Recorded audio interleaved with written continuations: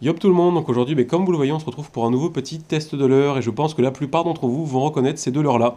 Il s'agit tout simplement du B-Switcher 4.0 de chez ZipBait, mon crankbait préféré, enfin c'est vraiment le crank que j'adore le plus.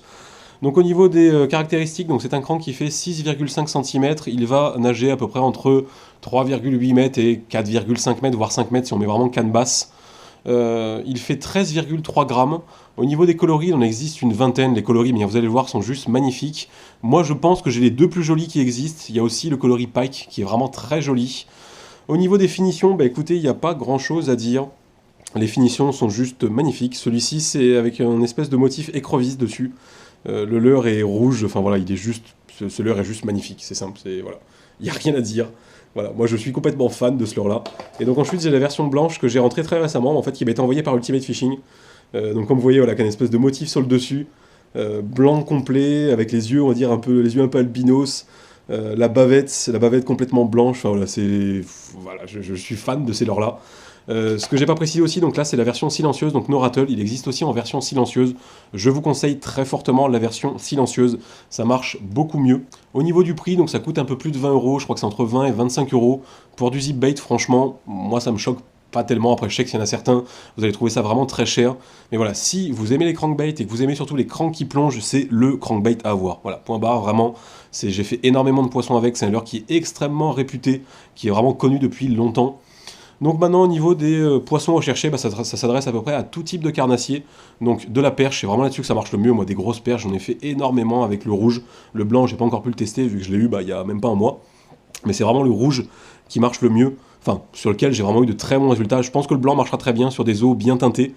Le rouge est vraiment terrible. Après vous allez voir, mais il y a énormément de coloris. Hein. Donc voilà, vous avez vraiment tous les coloris à peu près qui existent. Ça marche aussi très bien sur le brochet, j'ai quand même fait pas mal de brochets avec aussi. Sur le sandre, le sandre on pêche pas souvent en lac, parce que les lacs où on va, c'est pas les endroits où il y a le plus de cendres. Donc ça marche aussi très bien sur le sandre, parce que c'est voilà, un leurre qui va gratter le fond, qui en plus est silencieux, donc sur le sandre ça marche aussi vraiment très très bien. Donc voilà, vraiment pour tous les carnassiers, c'est vraiment un leurre très polyvalent. Ensuite au niveau des techniques d'animation, c'est du crankbait, donc c'est-à-dire du linéaire. Comme je vous le dis tout le temps, vous faites du linéaire, ça marche très bien. Faites des pauses, donc après c'est un leurre aussi qui est flottant, c'est-à-dire qu'en fait dès que vous allez faire la pause, le leurre va remonter.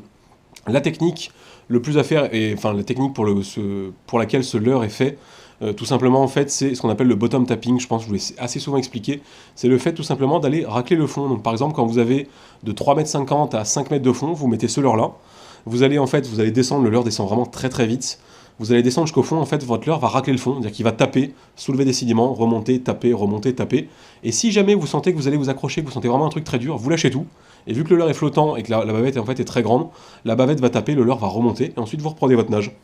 Donc moi personnellement, des cranks qui plongent, j'en ai jamais perdu, je m'en sers surtout en flot de tube, donc normalement là-dessus il n'y a pas trop de risque, après ça dépend que vous pêchez dans des endroits très encombrés, faites quand même attention, parce que ça peut quand même toujours s'accrocher, ça il n'y a jamais vraiment le risque zéro, mais voilà, vraiment c'est la technique que je vous recommande le plus, n'hésitez pas à faire des petites pauses, vraiment des petites pauses, vu que le leurre est quand même très flottant, des pauses de 1 à 2 secondes, et ensuite vous remettez une grosse accélération, et si le carnassier derrière est en train de suivre, souvent c'est ça qui va le décider à prendre le leurre.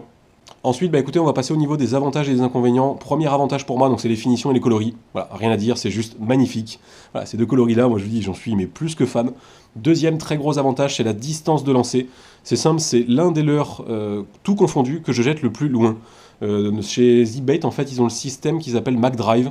Donc c'est un système de contrepoids en fait à l'intérieur qui fait que le leurre se lance bien, et c'est pas de la connerie, clairement, ça se lance, ça part comme une fusée. Pourtant pour un leurre à bavette, je le lance quasiment aussi loin, je crois, que certains stickbait. Pourtant un stickbait c'est sûrement les leurres qui se lancent le plus loin avec les poppers, mais voilà, ça part vraiment à une distance de fou. Troisième gros avantage aussi, c'est qu'il descend très rapidement à sa profondeur de nage. Si vous le voyez en fait, il descend quasiment comme ça. Voilà, le leurre descend pas à la verticale mais presque, donc il rejoint vraiment très très très rapidement sa profondeur de nage, donc ça c'est super.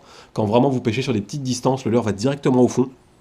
Quatrième avantage, le leurre quand même passe vraiment bien partout au niveau avec sa bavette. J'ai souvent eu peur de le perdre, je me suis souvent accroché dans pas mal d'endroits, j'ai toujours réussi à m'en sortir, donc je suppose que il a quand même une bonne faculté à passer dans les branches, dans les obstacles. Au niveau des inconvénients, écoutez, le prix, on va dire un peu comme d'habitude, après ça dépend de votre budget. Moi personnellement ça me choque pas, vu que voilà, je vous dis, ce leurre là je l'ai depuis 3 ans je pense, je pêche, à chaque session je le sors, quasiment, tout le temps. Dès qu'on fait une session flottube je le sors, je l'ai jamais perdu. Donc voilà, pour moi, ça me choque pas des masses. Là-dessus, écoutez, je pense vous avoir tout dit. On passe directement maintenant à la nage du leurre filmée dans la piscine.